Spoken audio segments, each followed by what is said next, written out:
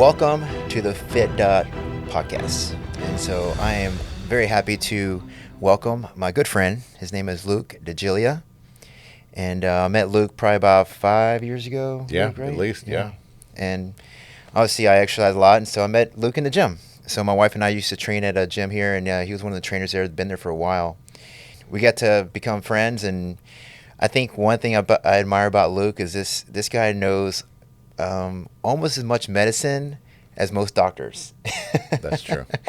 So he gets onto these little things about the body, about the physiology and the hormones and the chemistry and supplements, and he just goes down that rabbit hole to the point where I didn't think he could go any further, and then he teaches me something. So I personally learned a lot from Luke in the evolution of how I understood my body for once we got into bodybuilding, and then just getting into training and exercising and everything like that. So a little bit of background about him. He's a personal trainer. You know, he was a former bodybuilder. Yes. Still trains like a bodybuilder, obviously. Yep. And he takes a lot of pride in helping people in their lifestyles to kind of get back on into health and fitness, whether you're a bodybuilder or not a bodybuilder. You know, it's you have a clientele basically across the whole spectrum. Of course. And I really admire that in trainers that have that capacity to train not just specific kind of niches of athletes. Is really just all it takes. And so what I really appreciate from Luke is that he really does his homework, and he studies and he researches. You know, I've learned a lot from him, forcing me to read more on things that I never thought about reading more about. So I appreciate that from you. Of course, yeah. But this episode is really going to be focusing on getting back on track. So the holidays just finished, and a lot of people tend to kind of lose a little bit of the habits of exercise and dieting and eating a little bit better, gain a little bit of weight, and you want to kind of get back on the horse, as I would like to say. And some people have never been on the horse of changing your lifestyle, eating healthier, exercising more consistently.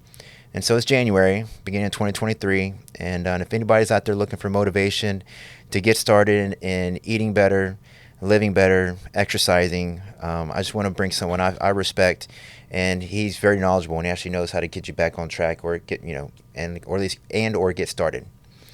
So, Luke, I'm gonna kind of ask you really quickly. Sure. We're gonna kind of go over some topics of just kind of big tips of how do you kind of get started.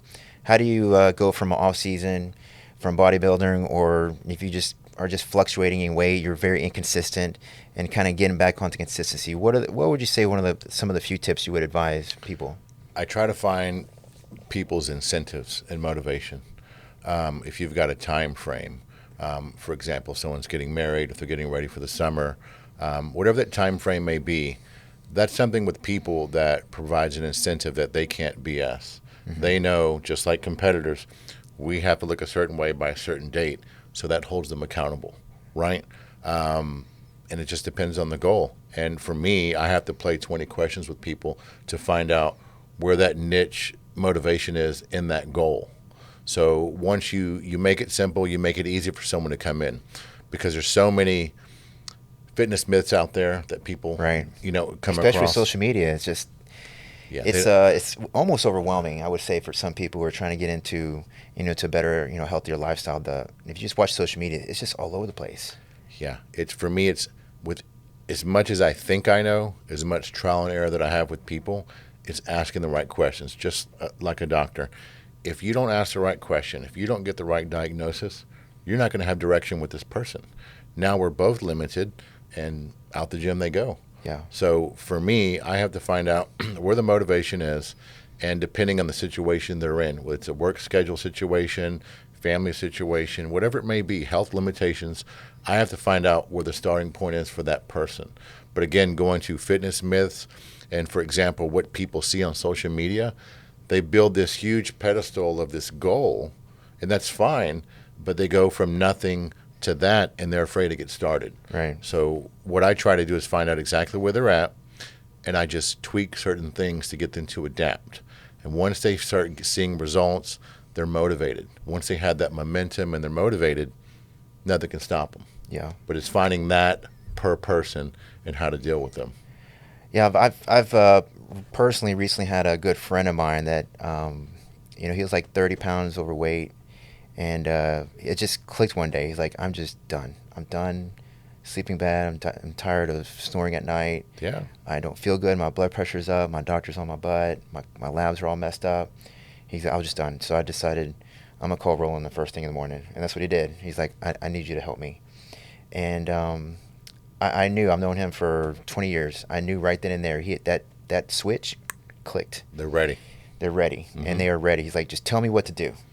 And for me, I'm not a personal trainer by any means, but I know, when I hear that and see that, you really have someone who's really willing to put in the work and actually follow instructions, but also hold them accountable. And I think that's the key thing for someone to get started or kind of get back on the train, is to be accountable. And so, I had him check-ins every day. I want to know your weight. What did you eat that day? How did you feel? How did you sleep? And then he dropped, 35 pounds? And this guy looks better than he ever did in his life. Yeah, and he probably didn't realize he can go that far with it before he even set that goal. Absolutely. He was like, I want to look like this. He showed me a picture. I want to look like this. I'm like, we're going to get you there. It's going to take me 8 weeks. He's like, there's no way. I'm like, just be patient. But I'm going to be on you like every day to the point where you're going to hate me. Well, but he got there and he actually pushed past it. And so now he's kind of tickling with the idea, do you think I could do a bodybuilding show? And see, that's what I'm talking about, right? Is that when you got them started and it made it not just a kind of a life change, it's actually now a habit. Mm-hmm. He calls me, he's like, man, I get to work out today. I feel terrible. Like, I feel so guilty. Right.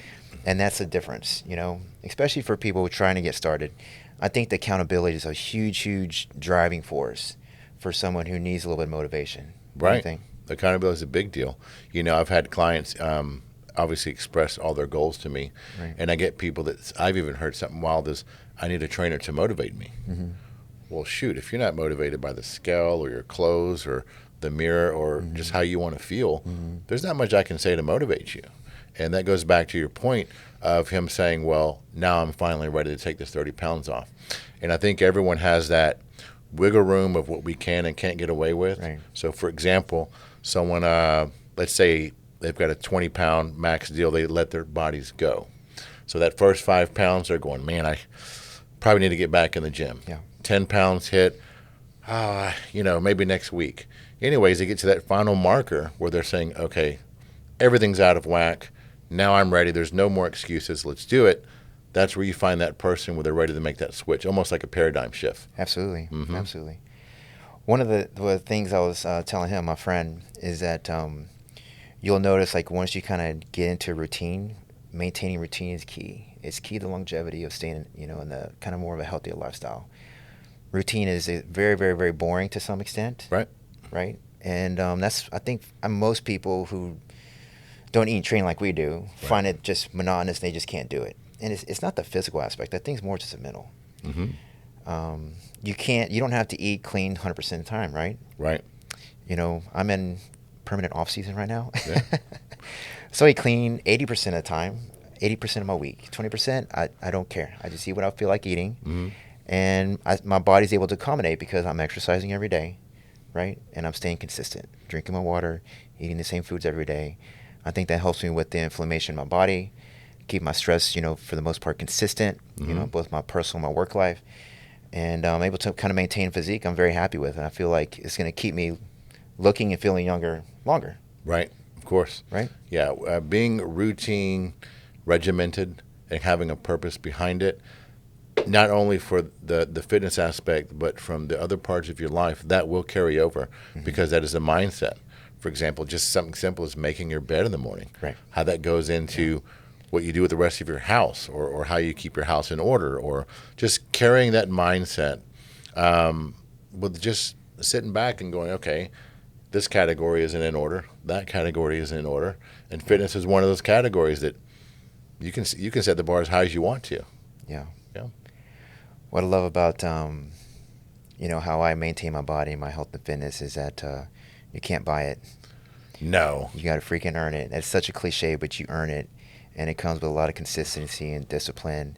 And my best friend is now kind of realizing that people look to him. He's inspiring people. Mm-hmm. His friends around him are like, bro, what are you doing? Right. What are you doing? Tell me. And so he's teaching them. Yeah. And so he has like 4 or 5 friends around now. He's got them, on this, regimen of exercising and checking in with each other.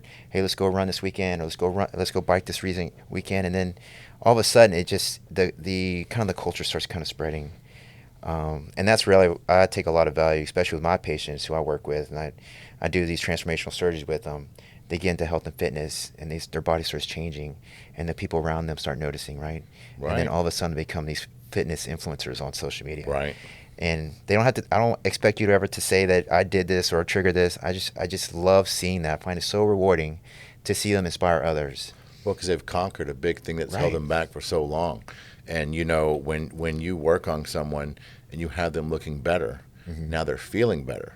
You know, looks go with how you feel. Yeah. They go hand in hand. Right. You look better, you feel better. You feel better, you look better. That's a big feedback loop. And when people get that bug, knowing this is actually possible, you know, it opens up the door for so many other mindsets when it comes to life. Yeah. Yeah, and it kind of, again, it goes along with what I do for a day job, which is plastic surgery, to help people look and feel better. And so that's why me and him get along so well, because he understands it, right? So I remember when we had a conversation, he's like, Doc, he goes, you just get it. He's like, you just get it. He goes, you understand, you know, that what you do and how I train people, they understand you because you understand them, right? Right. So kind of tell me a little bit how that kind of went out. So when I get a client come to me and they have a goal, and any trainer can go total train on someone. They can run someone's body into the dirt, not ask a question, and their unit of measurement is how sore were you? How hard was the workout? To me, that's bonehead stuff. Yeah. You come to me with a goal, let's say it's weight loss, muscle gain, whatever it may be. You have all these sources to manipulate your system or how you want to look, such as your nutrition. I have a guy for that, Keith Klein. Yep. You know, if it's a hormone issue, I've got a guy for that, Leb Schultz. You know, and if you need areas, for example, I went to you for gynosurgery. You know, I didn't want to take estrogen blockers. They would hurt my joints. Right. I wanted to get to the root cause. I didn't trust many people. And by dealing with you having the fitness eye for what you do, that's in my terms, that's a perfectionist, right? So if people are going to you to look better and fix their body, and you get the whole fitness side of everything, and you perfected your body to that point, I'm going to trust this guy to work on me. Yeah. And that's exactly why, you know, I send people to you. Right. Because when I have a network of people that I send people to for diet, like I said, hormones, plastic surgery, chiropractor, that's my reputation on the line. And I want to take care of my people. And, you know, I care what people think. That's my reputation. That's my repeat business. Yeah. So around and around we go, and that's why I deal with you. Yeah. Well, I appreciate the referrals. And I take it also very personally, too. So I know if I need my patients to, you know, send someone I can trust, this guy here. Yeah. You know, he just gets it. You know, some of the things we've talked about is like, I always say some of the limiting factors of some people might hold people back, right? So hormones. I mean, we've had so many hours and hours of conversations about hormones, right? And it's very common, actually, in bodybuilding. Some of the girls, you know, especially amateurs, will get in. These trainers, you know, these coaches will put them all this stuff. And it's not uncommon to hear that your hormones are all messed up. Sometimes there's underlying physiology that you don't even know that you have, and then you add all these extra supplements that really shouldn't be there in the first place, and then all of a sudden you got to have a big mess. And it really kind of effectuates your mood, effectuates how's your body responding to foods, how you're sleeping, your stress level, and then all of a sudden you just have a total nightmare of a recovery process. Yeah. So I want to, for you specific, you understand this at a very high level. For the people who don't really understand this, let's talk about the basics of kind of understand your hormones and how it affects your quality of life and, you know, getting the health and fitness. Oh, yeah. I can give you a few different scenarios for different types of age and gender demographics. Yeah. For example. Let's do the common ones first. Let's do thyroid. Okay. Because everyone blames thyroid. Like almost immediately. Oh, I'm gaining weight. I can't lose weight. My thyroid is off. It's very easy for people to, I guess, be intimidated by their own goal and play the victim role. And one of the major reasons I do blood work is to get confirmation if there's something going on or if not. And if we don't check those boxes, again, we're both limited. And if you're not seeing the results you want in the gym because your thyroid is off or your testosterone is off or whatever it may be, then that client's out of the gym. They didn't hit their goal. Right. So I feel like it's my responsibility to find out what those weak points are and bring everything up to speed. So you'll get a lady, for example, who is in menopause. Thyroid is jacked up, her estrogen's nothing, and she's killing herself with all this cardio. She's doing her diet stuff, it's on point, and now she's getting discouraged. Who do you send them to? When it comes to doctors in any field, I want to find someone who, A, knows what they're talking about, and B, cares enough to apply it. Usually you get one or the other, and you've got them all. And that's one reason why I trust you and I send people to you. Well, thank you. Yeah. So if you're interested in getting started, definitely find someone. You're going to get some lab works done. Kind of make sure your baseline hormone status is normal. Great point. Menopause, women in menopause. I mean, that's a very hard kind of transition in women's lives to accommodate to. So definitely want to make sure you're talking to a professional that understands what they're doing, and then working obviously with a professional that understands the limitations and how to improve them. Autoimmune issues, Luke. Yeah. How many hours have we talked about this topic? Oh, holy smokes, man. I did over the past, 4 or 5 years figuring out my autoimmune stuff, which I went from not knowing anything about it to knowing too much about it. Yeah, you do. Yeah, you go from being diagnosed, becoming a hypochondriac, and then figuring out your own stuff. I went from doing genetic panels. I hired a researcher for a year to study me, and he said, man, we have not seen anyone flag higher for autoimmune issues than you. Wow. I'm going, well, that's not really a compliment, but understanding how all that stuff works. And again, another source of how you can manipulate to get your body to agree with what you want it to do. And I would say mindset has a lot to do with that. And again, I was telling you, I'm getting into epigenetics now when it comes to using your mind to fix your body. So this is a new conversation we have yet really to discuss fully. Yeah. So epigenetics, that's a new word for me, actually. Yeah. So it's fun to say. It makes me seem like I know what I'm talking about. Yeah. Well, guess what I'm going to do? I'm going to go read about it. So, so tell me a little bit more. I'm kind of interested now. So when you're as desperate as I am to fix your body's not listening to you, you're covered in pain, and you don't have anyone that has an answer for you, you have to dig deep. And when I looked into epigenetics, you get people that explain it like Joe Dispenza, Bruce Lipton. In a nutshell, it's going to go from your thoughts affect your emotions. Your emotions affect your cellular health. And your cellular health turns on certain genes and turns off certain genes. And that's why as we get older, you get people we're all invincible in our 20s. Right. And as we get closer to 40, we're starting to figure out we're no longer invincible. Right. And you get things like, Hashimoto's that kicks in. You get thyroid issues. Or, for example, me, lupus, that kicks in. And no one has an answer for you. And the amount of lists of doctors I've been through to try to figure this stuff out. Most people with any kind of diagnosis like that is going to just take a pill, accept they have what they have, and they're limited. Well, I want to find the root cause. How did this thing start? How do I make these things better? And so is it just an aging process? A cellular aging process. Right. And I think as we get older, and the routine thoughts and patterns that we have encourage, again, what genes we may all have certain cancer genes, certain autoimmune genes, but those things don't get turned on unless we have a major crisis in our life, which can be a trigger. And for example, mentally, we all go through things from time to time that are traumatic, and we tend to forget, but our body does not. And that's how we develop things like allergies and autoimmune issues and you name it. So if I need to step back and redesign a lifestyle that accommodates, having a healthy mindset, and the body tends to follow along with that, hey, I'm down for that because I like my results. I like looking good and feeling good. Yeah. Yeah. So you're kind of leaning more towards like meditation type things, like yoga kind of stuff? Yes. Is that what you're doing now? Meditation, it's going to sound silly, but reprogramming the subconscious.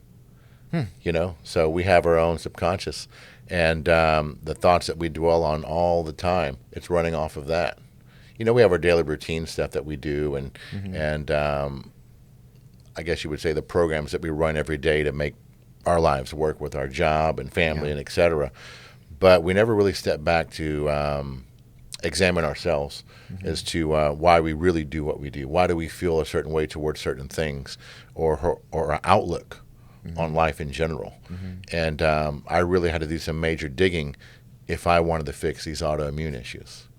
Is it helping? It's working. I'm pointing the right direction. I can good. see it and I can feel it. I mean, for me to lose 40 pounds of muscle in the past 5 years, for me not to be as lean as I'd like to be because Right. the body's not listening, or to be covered in pain, it's frustrating for a very long time for me to have answers for all these clients, and I can't crack my situation. It's Right. made me dig pretty deep.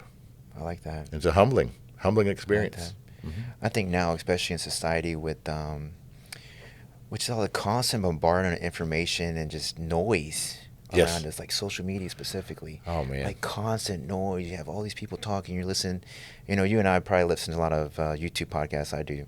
I just turn it on, I'm just listening. I just listen to people talk. And but once you get on social media, especially TikTok, you can like leave TikTok on for 20 minutes and it's just nonstop. It's like when you're flipping channels and Yeah. you're bored. Yeah. But for social media. Yeah, but just to kind of maintain that level of dopamine in our head. And I'm starting to, for me personally, recognizing that I need to kind of step back a little bit and just turn things off a little bit. I think for me this year, that's one of my goals.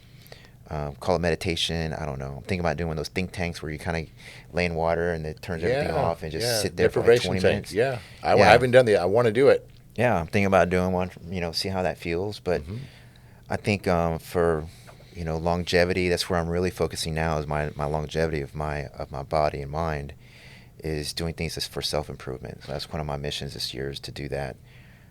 Been reading a little bit about this epigenome thing. So when you said epigenetics, I thought, I was like, oh, I think this might be the same stuff. Yeah. Because physiologically what's happening is that every cell in the human body actually has the same DNA, right? Yes. And that DNA is basically information of how to make every cell. Right. Every cell theoretically can make any cell in the human body, right? And so it's all packed up like, and if you think of it like those yarn kind of rolls, they're all wound up real tight. And so one cell has an epigenome, which is these proteins, right? These enzymes go in there and they pull out one little string of that yarn ball, one little string, and it turns that on, and then that's how that cell becomes a cell. And all the little enzymes and proteins to make that cell do what it does is pulling out little bitty strings of that DNA helix. Right. But as we age, interestingly, that process of keeping everything wound tight just starts opening up, and that's where we get the evolution of the aging process. And Right. the body gets old, and it's because it becomes inefficient. So I don't know if you should look this up actually. Is look up the new research being done on aging and DNA. Right.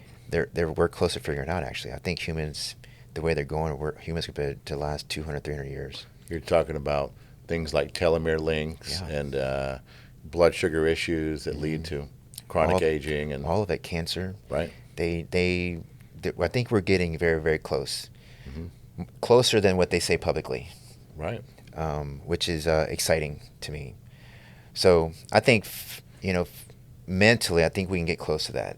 I think by kind of stepping back and reducing some of the stress associated to our lives in both personal or work is, calming yourself down a little bit, decreasing this constant dopamine kind of maintenance where people feel like they need to maintain, drop that dopamine down. Dopamine's a hormone. All these hormones kind of affect each other, specifically cortisol. Right. And cortisol in the human body is actually very toxic. So, for you understand the effects of cortisol very, very, very well. Oh yeah. Yeah. I've cross-referenced. If you're trying to have a positive mindset and you're using this positive mindset to reprogram your system to operate better, and you got dopamine, oxytocin, serotonin, things like this. So that means I have to mimic a lifestyle that requires these things naturally to help heal my body. Correct. So whatever lifestyle that you have or you're into, you need to step back and go, okay, well, and for you to be as balanced as you are, like most people that work as hard as you, they lose sight on the family deal. You don't do that.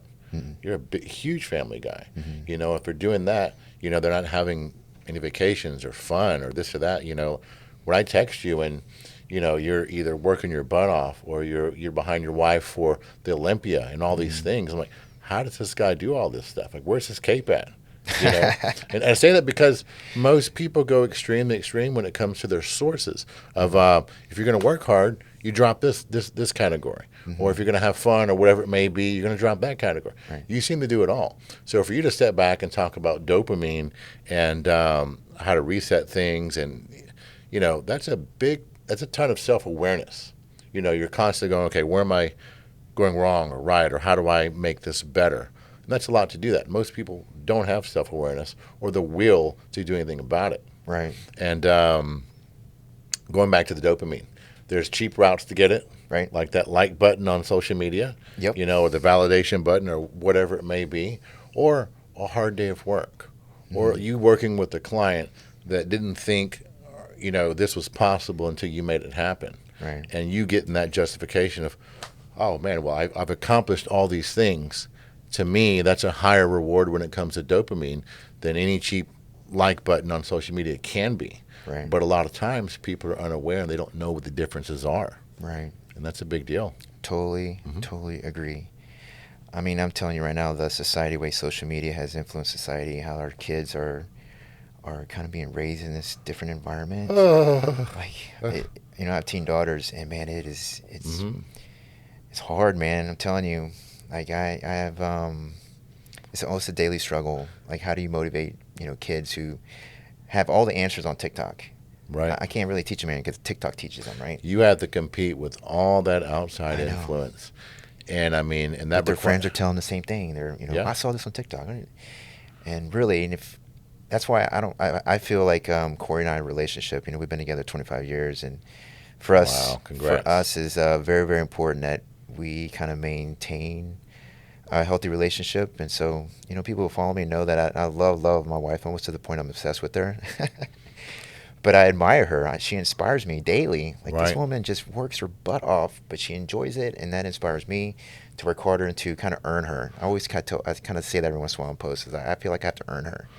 Like, what kind of a man do I have to be to kind of maintain that level of woman? Yeah, and I so agree. I hope my kids see that, or maybe other people see that. Like, man, there's someone who you care about, and we're gonna spend the rest of your life with. You wanna look good, you wanna feel good, you wanna make them feel good, and then it keeps doing this. This is how I feel like we're just on this wheel of just it's motivating each other. I see it as a constant feedback loop. You know, and we have all these feedback loops. For example, hormones, we have feedback loops. You know, we have a feedback loop with our customers or clients who, you know, if we do a good job, obviously they get good feedback. You have that with your family. Yeah. You know, and you know if something is slacking or needs to be improved, you're on it. That holds you accountable. Very much so. She does hold me accountable. Yeah. Happy wife, happy life. Man, that is such a great cliche, because it's actually true, 100% true. You can't BS it. It's simple. It's to the point. It makes sense. It's a fact of life. It's a fact of life. You know, I watched my dad and my mom together, and you know, they're married for 45 years, and that's really one of the foundations of a marriage that I admired, and I knew that was going to be a success for me whenever I found my wife. And so, you know, you keep Corey happy, and you know, if she's happy at work or happy in the personal life or whatever she's doing, it makes me happy coming home to a happy wife, because she just kind of pays it forward for me. Right. You know. I totally agree. So I know I'm very fortunate to have that, and I hope if you're looking for it, it can be found. It's out there. Just be patient. Yeah, you know, for you to have two people on anything, seeing eye to eye and being on the same page, that's almost uncommon to find nowadays. Yeah. You know, with all this social media stuff, being that you guys been together for 25 years, you've got old school values from your parents. And 25 years ago, dating is Totally night and day different, what it is now. Social media it's a great thing on one end. Well, now relationships are found on an app. Swipe left, right. I'm like, what? You did what? Yeah. And you get all this influence with any subject. But let's just put it on dating, where people go after, or they become who they think they should be. They're not honest with their core values and what they're looking for. Right. And you go out there in the world and try to find that. It's scary. Yeah. This is why I've been single for quite a long time. Well, let's talk maybe some pitfalls of someone who's, you know, looking into living a healthier lifestyle. What are the common pitfalls to kind of be aware of that are going to kind of, you know, derail you a little bit? I would say schedule.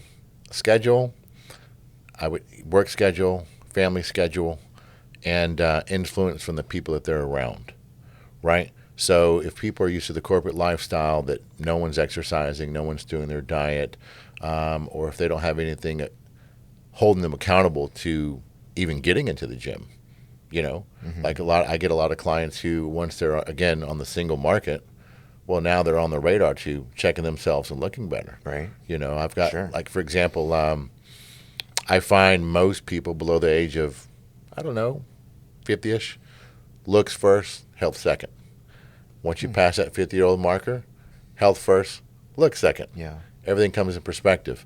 But pitfalls, man, if I get someone who says this is my goal, but they give me rebuttals as such as, my schedule, that means I have to design a workout program or diet program that accommodates that lifestyle to get them involved, or if it's a personal issue, I have to accommodate everything to that personal issue, and I build everything around that. And once they start seeing results, again, with momentum, then they know it's possible, Right. they're regimented, and they make more time to do it. Yeah.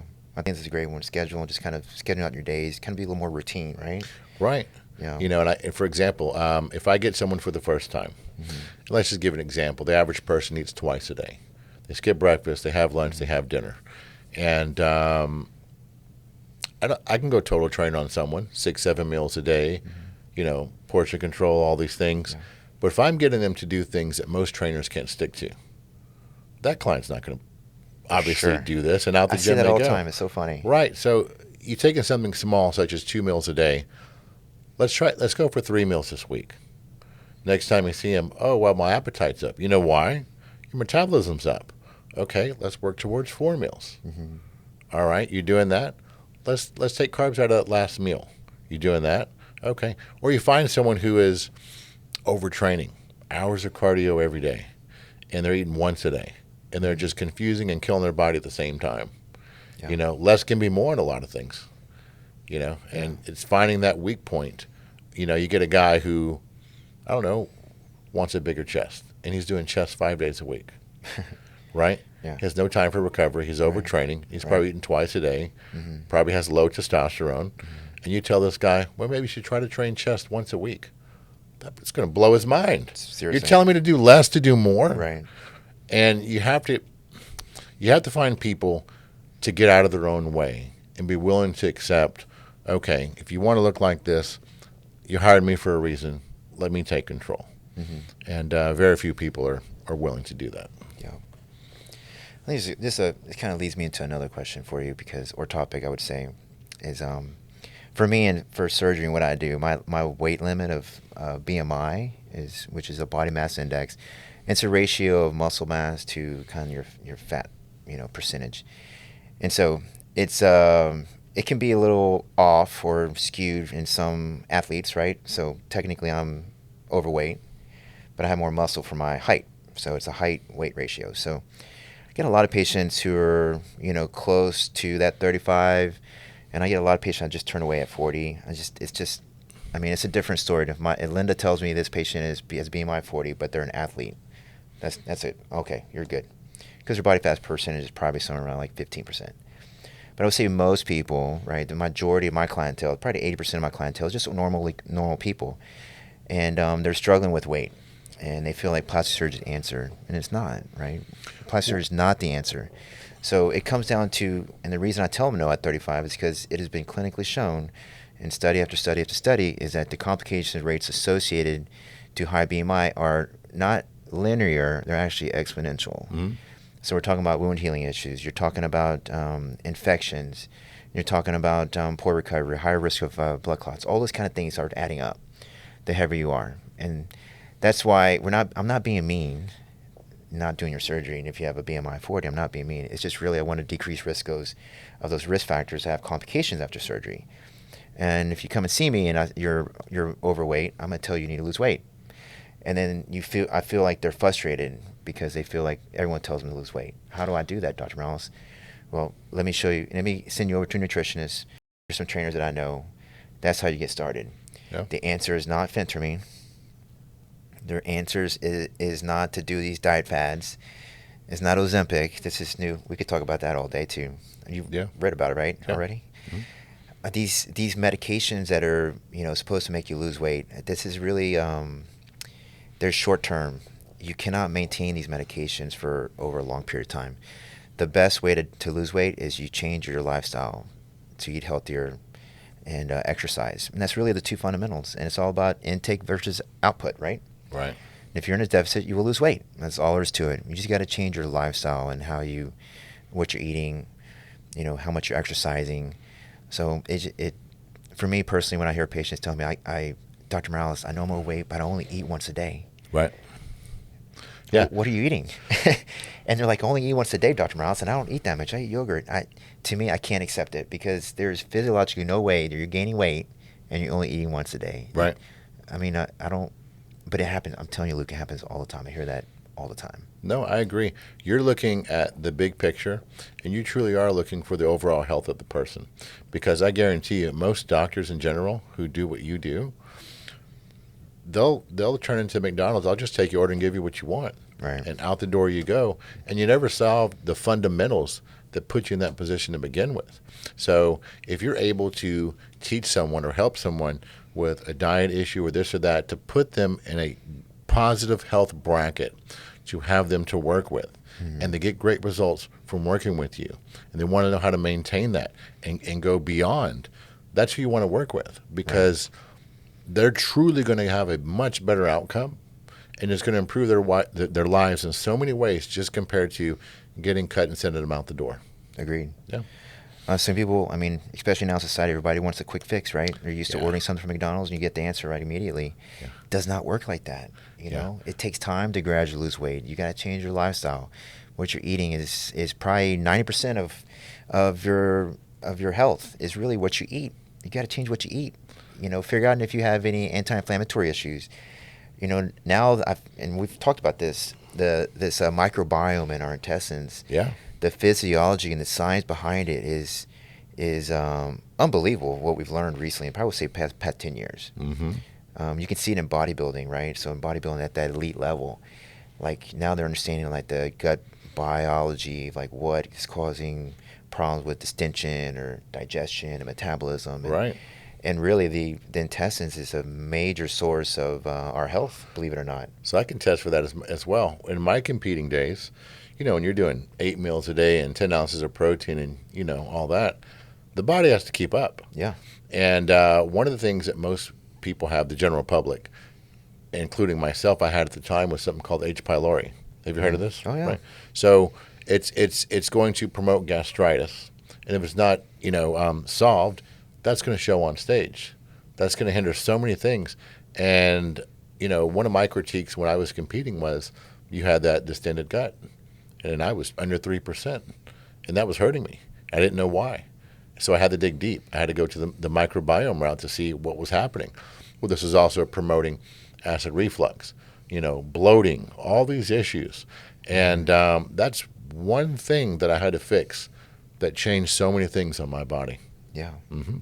It's amazing how the body interacts with the environment. The microbiome thing, I mean, we could talk about that for hours, to be honest with you. Yeah. It's amazing what malabsorption issues, people who have undiagnosed like ulcerative colitis, IBS, like all those kind of things. Like if you don't know what you're missing, again, this is where you go to health professionals, right? People who understand this stuff. Your physician, if you have a trainer like Luke here who understands these kind of things, gone through this stuff kind of like that, he can kind of point you in the right direction of how to get some help. But these are these little kind of, I would call them roadblocks into people who want to make changes in their life, to live healthier, exercise more frequently, is find someone who understands, how to help you and can start kind of picking out where are your natural roadblocks. Let's get those taken out of the way and let's get you on the way and start moving forward, right? Right. Mm-hmm. Yeah, you were talking about, patients that, were over 40% BMI and things like that. And same thing with clients.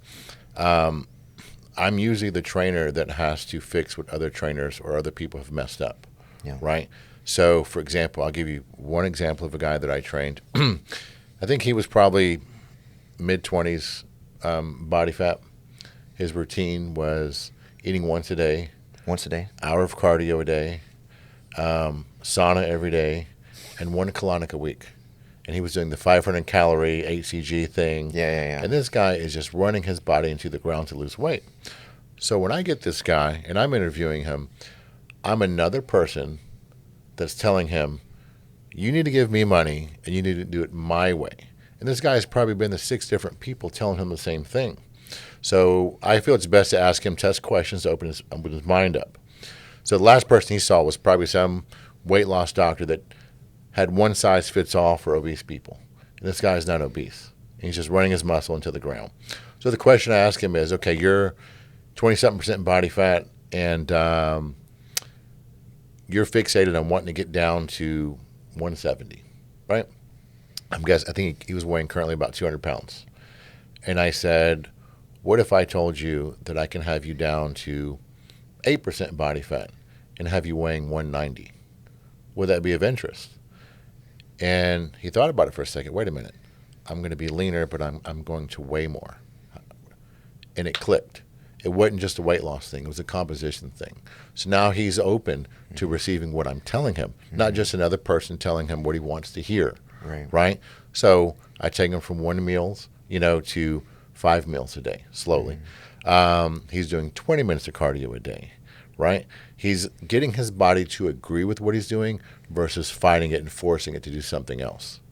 And he got down to actually below 6%. Incredible. Yeah, never thought he could do it. But he listened and he did everything he could. Yeah. Yeah. But he trusted you, right? And he believed in you. That's a key thing. Right. Me caring enough to ask the right question, him wanting to get to that goal enough to hear what I have to say. Yeah. That's a key factor. They got to want to do it, right? You can't make And them. it comes down to accountability, right? Right. So one of the things with I see, similarities in what we do for our profession is that realistic expectations. I fight this almost on a daily basis with patients, in that they come to me and, all right, Dr. Morales, I want to look like this, and they show me this picture. And anatomically, there's no way I can make these things Make happen. me look like this Greek god. Yeah. Within 5 weeks, if you can. It's just not going to happen. So for me, setting real expectations, and sometimes I feel like I'm crushing their dreams and hopes, but I don't want to do these procedures where it's never attainable. Like, it's going to be set up for disappointment, frustration, unhappiness, and then maybe even worse, right? You start chasing this endless cycle of surgeries to get this crazy physique. Right. But for coaches, right, and lifestyle trainers, I think for you guys, also very important to set up real expectations. Of course. Like, if they say, I want to look like this, and they are just ripped to shreds, right, on a bodybuilding composition, and you've taken someone who's never exercised before, right? You got to kind of set them straight a little bit, don't you think? I think we have to set those goals in stages, and once you knock this goal down, let's reinvent the next goal. Right. It's just like if you have, a huge successful goal in life that you want, and you go from nothing to, I want to be the CEO of this company.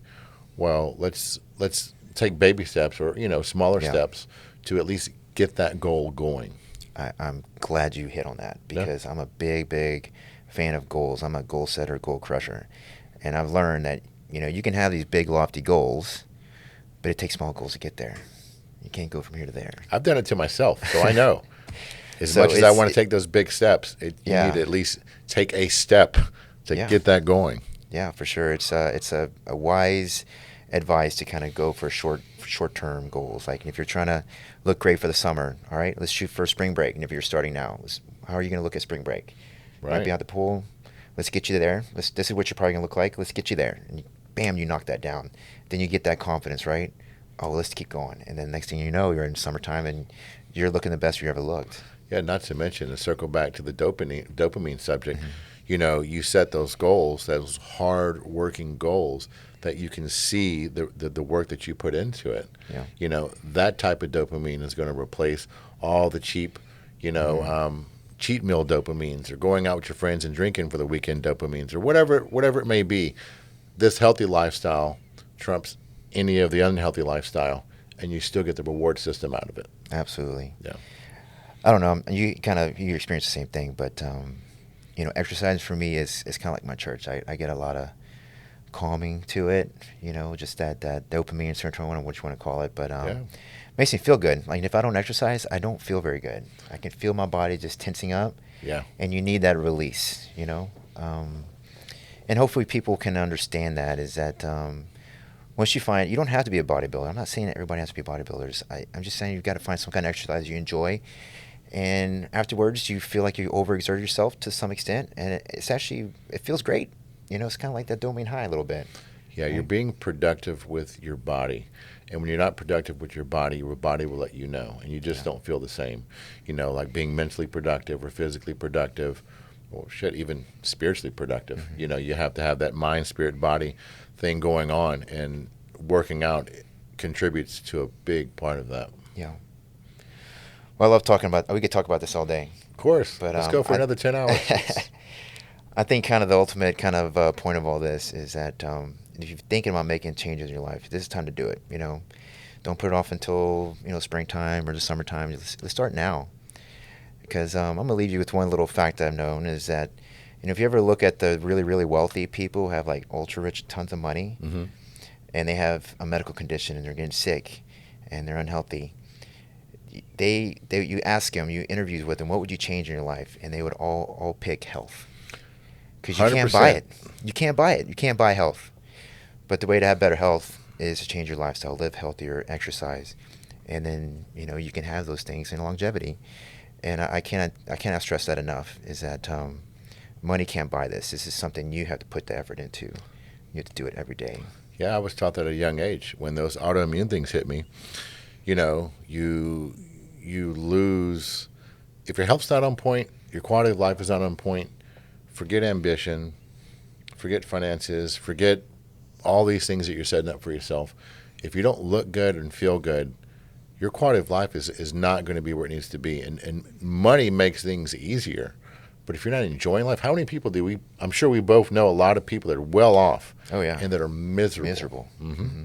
Well, good. Well, I want to thank you, Luke, for coming on my podcast. Thanks and for enjoyed having talking me. to you. We'll definitely come back. I want to talk about next time about genetics. Sweet. About epigenetics. I think that's a great topic I want to learn more about. Yeah. Have a conversation. But I got to go study. Yeah. Well, I'm still, every day I learn something new. Yeah. So Okay. that's the thing. We know so much, but when you're willing to just think that there's so much more I need to know, you're capable of learning so much more. Yeah. Mm-hmm.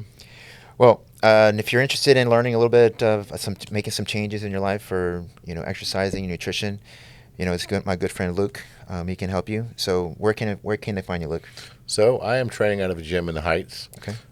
Pretty much there all day, called Illuminate, and that's pretty close to Shepherd and I-10. All right. A guy named Nate runs the gym, Nate and Jordan, his wife, and they are great people. And there's a good energy to the gym, which is why I made the switch and I work there. Okay. Yeah. And on social media, where can they find you? So mine is under, you can find me under Luke Degelia or Fitness Trainer 911.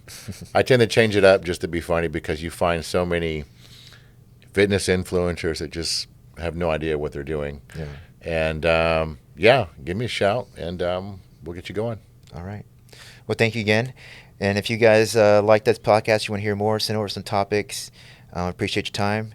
And stay tuned for the next podcast.